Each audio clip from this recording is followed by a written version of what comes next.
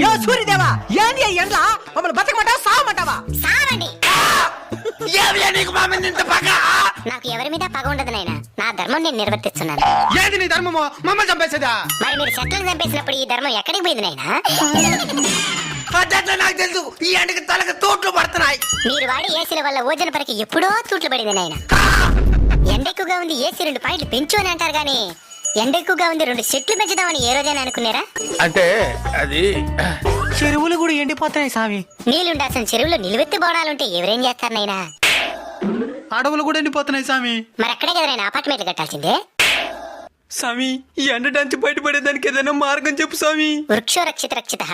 చెట్లను మీరు కాపాడితే అవి మిమ్మల్ని కాపాడతాయి. తప్పకుండా నాటి కాపాడుతాం స్వామి. స్వామి ఇంక మిఠాయి ఈ ఎండలు తగ్గునా? ఇన్ ఫ్రైన్ దేర్ ఈస్ క్రొకడైల్ ఫెస్టివల్. అంటే ముందుంది ముసళ్ళ పండగ అని.